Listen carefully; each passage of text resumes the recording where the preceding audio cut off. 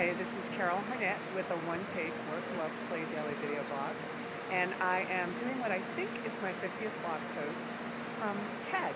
This is the first full day of TED. Yesterday it began with TED University and some wonderful tours in the morning and hearing from TED Fellows and seeing great performances, including someone perform on a Stradivarius cello that was built in 1698. But today I would like to talk to you about the connection between emotion, reason, and your health. And this morning we heard from David Brooks, the New York Times columnist, and his talk was an excerpt from a book that he is coming out about emotion. And for those of you who know me and have watched me speak and seen some of my video blog posts, you may understand that I am a strong believer that facts don't change behavior.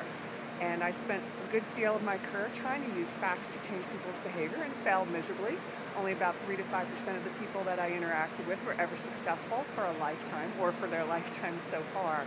And so what I have learned, and David Brooks spoke ever so eloquently about, is the connection between emotions and reason, and in my case, how that ultimately ties to your health.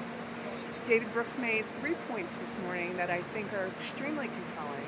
The first is that emotions are the heart and center of reason. Secondly, that the unconscious really spends most of the time solving your conscious problems and issues. And the third is that we are not primarily self-contained individuals. So really, emotion is what we need to speak to. And he said the big mistake that we make is that we believe that we are rational, and that we believe as being rational human beings that if we put incentives in place that we will change something.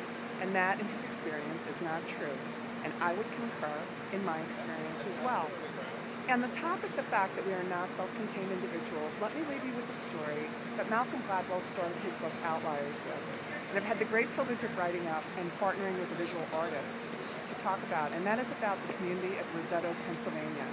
In the 1950s and the 1960s, Roseto, Pennsylvania was a community where people cooked with lard, smoked much more than the average American, and were largely obese, yet they had no heart disease before age 65 and almost no known other diseases. What was the secret of Roseto, Pennsylvania? It was the paisano culture that they still maintained, that their ancestors and immigrants had brought over in the 1890s.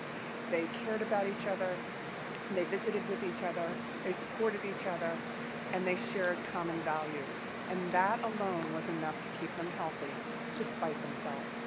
So this is Harnett with a one-take Work.Love.Play.Daily video blog, broadcasting to you from TED, saying, get to people's emotions, and you may solve the reason-related problems. Bye.